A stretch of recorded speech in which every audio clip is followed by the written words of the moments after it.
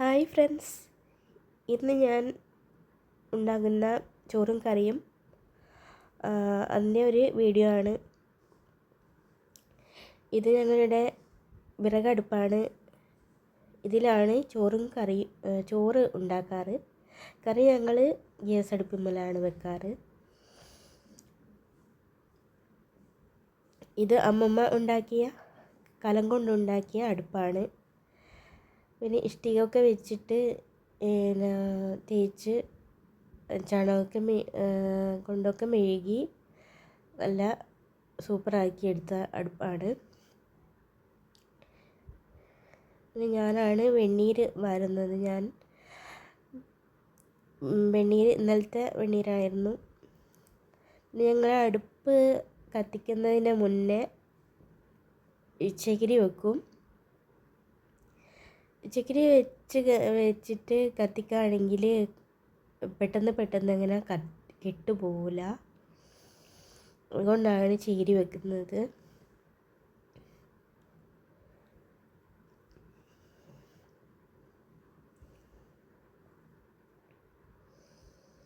പിന്നെ കടലാസും ഓലക്കണ്ണിയും വെക്കും. അതിനുശേഷമാണ് ഞങ്ങൾ വിറകൊക്കെ വെക്കുക. ഞാൻ കത്തിക്കുമ്പോൾ അങ്ങനെ നന്നായിട്ട് കത്താറില്ല. ഇങ്ങനെ ചിലപ്പോൾ ഒക്കെ നന്നായി കത്തും. ഇപ്പോൾ നന്നായിട്ട് കത്തുന്നുണ്ട്. പിന്നെ ഞങ്ങൾ ചക്കക്കുരു കറിയാണ് വെക്കുന്നത്. ഞങ്ങൾ ചക്കക്കാലമുണ്ടെങ്കിൽ പച്ചക്കറിക്ക് അങ്ങനെ എന്താ വെക്കാമെന്ന് ഓർത്ത് ടെൻഷൻ അടിക്കേണ്ട ആവശ്യമില്ല. ഇപ്പോൾ ചക്കക്കുരു ഉള്ളതുകൊണ്ട് കറി വെക്കാൻ അതെടുക്കും. പിന്നെ ഞങ്ങൾ ദിവസവും പച്ചക്കറി അങ്ങനെ വെക്കാറില്ല. ഇടയ്ക്കിടയ്ക്ക് മീൻ കറിയാണ് വെക്കാറ്.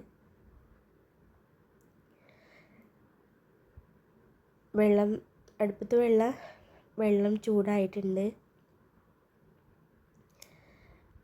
ആ വെള്ളം കൊണ്ടാണ് ഞാൻ അരി കഴുകുന്നത്.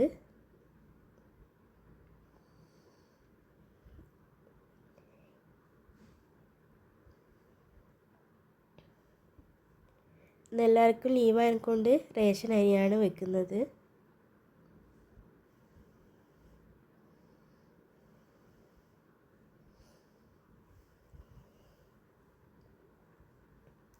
അരി 3-4 പ്രാവശ്യം കഴുകിയിട്ടാണ് അടുപ്പത്തിട്ടത്.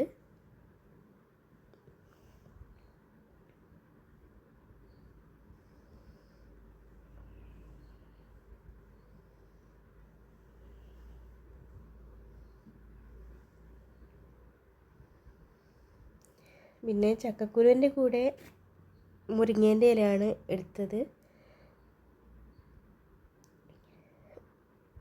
പണ്ടൊക്കെ ചക്കക്കുരു മുരിങ്ങേൻ്റെ ഇല കഴിക്കുമ്പം അപാര ടേസ്റ്റായിരുന്നു. എത്ര വേണമെങ്കിലും നമുക്ക് ചോറ് തിന്നാം ഇതിനെക്കൊണ്ട്. പക്ഷേ പണ്ടത്തെ അത്ര ടേസ്റ്റ് ഇല്ലെങ്കിലും ഇപ്പോഴും ടേസ്റ്റ് തന്നെയാണ്. ചക്കക്കുരു കിട്ടിയിട്ടുണ്ടെങ്കിൽ മുരിങ്ങേൻ്റെ ഇല കൂട്ടി വെക്കുന്നതാണ് ഞങ്ങൾക്കിഷ്ടം. ചിലപ്പം ചക്കക്കുരിയും വെള്ളരിയും വെക്കും. ഇതിൽ മുളകും മഞ്ഞളും ഉപ്പും ചേർത്തിട്ട് വെള്ളം ഒഴിച്ചിട്ട് അടുപ്പത്ത് വെക്കുകയാണ്.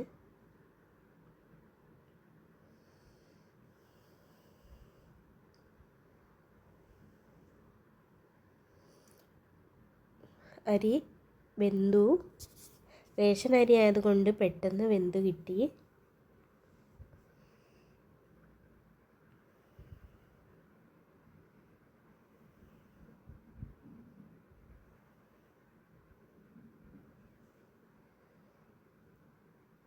കറിക്കുള്ള തേങ്ങ ചിരവ.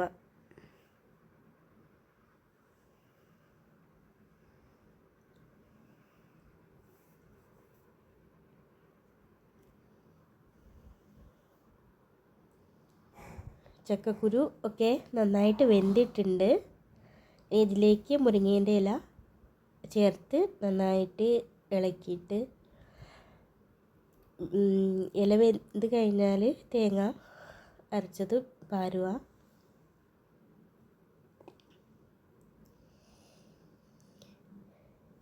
ഇത് നന്നായിട്ട് പതച്ച് വന്നിട്ട് വേണം നമുക്ക് കടുക് പൊട്ടിച്ച് പാരാൻ. നന്നായിട്ട് വെന്തു.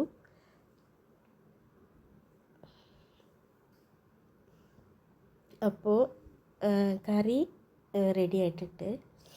ഇതിലേക്ക് ഞാൻ കറിവേപ്പില ചേർത്തിട്ടില്ല. ഇലക്കറി ആയതുകൊണ്ട് കറിവേപ്പില ഞാൻ ചേർത്തിട്ടില്ല.